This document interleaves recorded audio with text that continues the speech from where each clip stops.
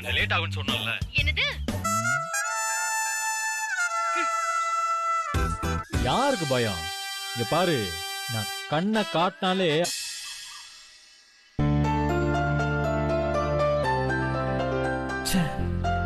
அவளை கடுப்பேத்தலாம் நினைச்சேன்.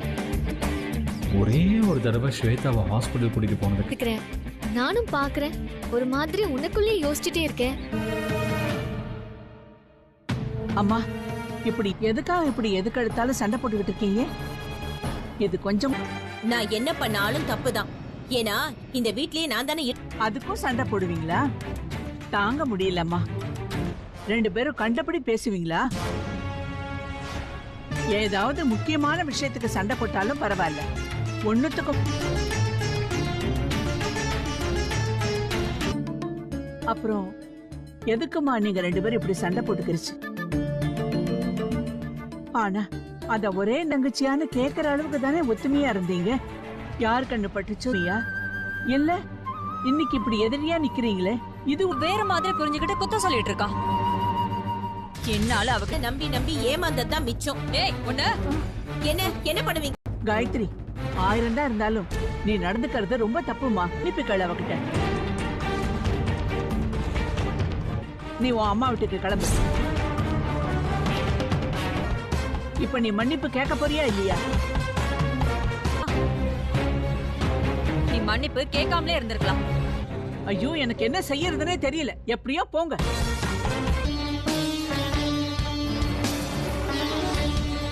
மகா விஷயத்துல அசந்து போனதுல வீட்டுக்குள்ள அந்த சித்ரா தேவி தான்.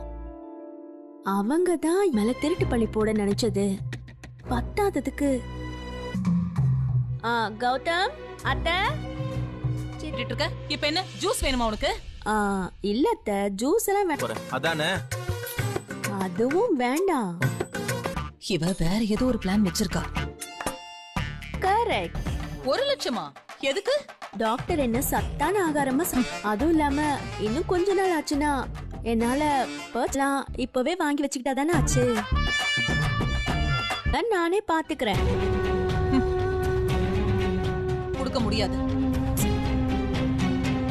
என்னத்த வீட்டுல இருக்கிறவங்க எல்லாம் சொல்றாங்களேன்னு தான் போனா போகுதேன்னு உனக்கு இந்த பனிபடையெல்லாம் பேசாம இருக்கோமான்னு இருக்கணும்.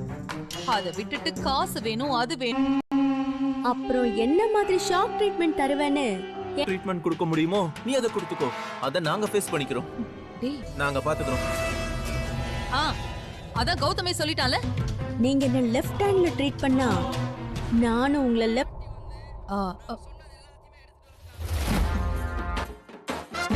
என்னம்மா என்ன பண்ணீங்களா? சொல்லுமா, என்ன விஷயம்? அவ்வளவுதானம்மா, பாத்துட்டா போச்சு. போடு. உங்களுக்கு ரொம்ப நல்லாவே தெரியும். இப்ப அத போட்டு காட்ட போறாளா?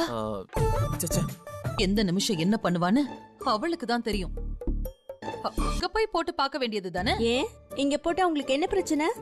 ராஜலட்சுமி அத்தை நான் போடுற வீடியோவை பார்க்கட்டும். அதுக்கு ரிவெஞ்ச் எடுக்கிறதுக்கான வீடியோ தான் இது. போறீங்க? எதுவா இருந்தாலும் முன்கூட்டியே தெரிஞ்சிட்டா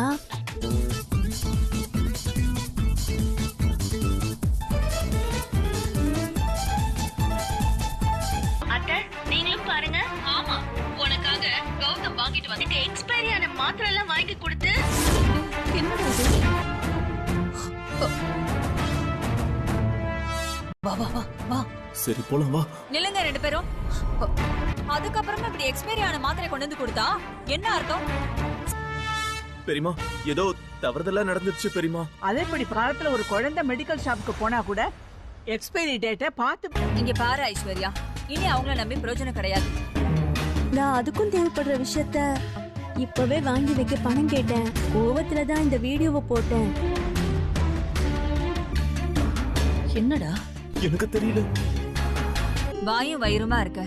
உனக்கு பிடிச்சத வாங்கி சாப்பிடு. கூட கிடைக்காது சொல்லிட்டேன் மாமா. நேத்து தான் சூர்யா மாச்சிட்டு யூஸ்லெஸ் ஃபெலோ.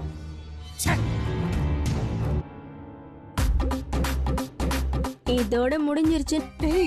என்னடா இவ பயமுறுத்திட்டு போறா? எனக்கு ரொம்ப பயமா. கோவத்துல இத குத்துனா பத்தாது, இதே குத்து ஐஸ்வர்யாவோட முகத்துல என்ன அவ சும்மா விட்டுருப்பாளா?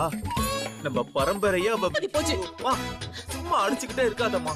நீ மட்டும் அன்னைக்கு பெரிய பணக்காரின்னு நினைச்சு ஏமாந்து போய் நீ கூட்டிட்டு வந்தா பரவாயில்ல விடு. ஆனா போயிட்டு இருந்ததுன்னு வச்சுக்க, நீயும் நானும் நடுத்தெருவுல பிச்சை தான் எடுக்கணும். ஏதாவது பிச்சை போடுங்கய்யா. ஐயா ஐயா அம்மா, இருக்கிறது எவ்வளவு கஷ்டம் தெரியுமா? இப்பெல்லாம் யாரும் பிச்சைக்கார பேசிட்டு இருக்க. டேய், இனிமே அப்படி நாம அவளுக்கு கொடுத்தோன்னு வச்சுக்க, நம்ம ரெண்டு எப்படி இருந்தவனா இப்படி ஆயிட்டனே. எல்லா விதி குடும்பமும் என வச்சு செய்து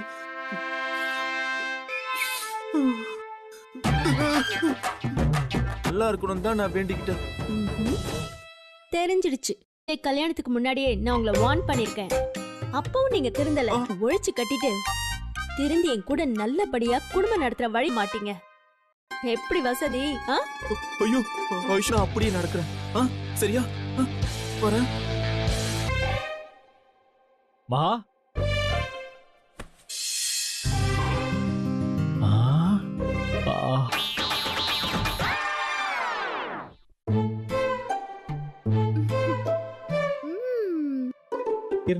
பாதுஷா தட்டு நிறைய வச்சிருக்கு.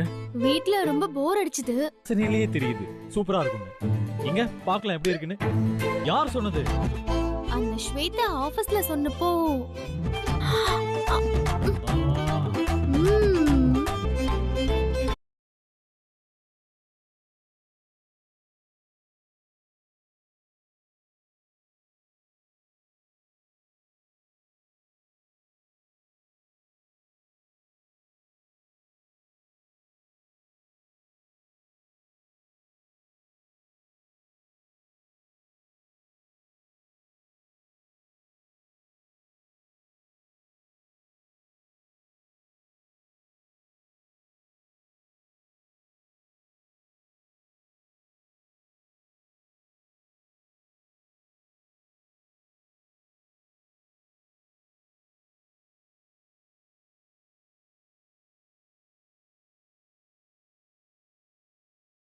ஹலோ ஃபுட்டீஸ், இன்றைக்கி நம்ம சிம்பிளான பாஸ்தா லஞ்ச் பாக்ஸ் ரெசிபி பார்க்கலாம்.